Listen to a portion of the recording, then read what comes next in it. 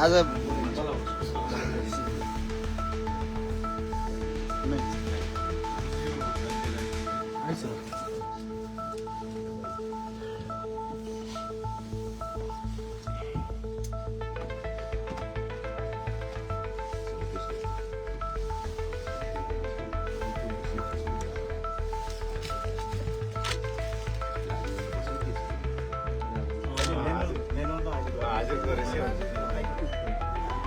सेवाबाट पनि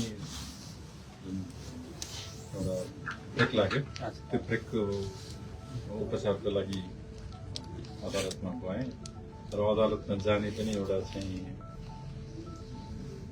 पूर्व अनुभवकै एउटा निरन्तर जस्तो भयो तर यसपालि चाहिँ अदालतले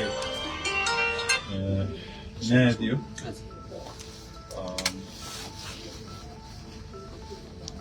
अहिले मलाई लाग्छ अदालतमा पनि अलिकति धेरै अवस्था छ, जलेको अवस्था छ तर अब बिस्तारै आफ्नो पूर्व अवस्थामा फर्किँदै गरेको र नयाँ भवनबाट चाहिँ इजलासहरू बस्न थालेको बेलामा अलिक छिटो छरितो हुँदाखेरि मेरो सजायमा पनि छिटो छरितो भनेर फैसला भयो है।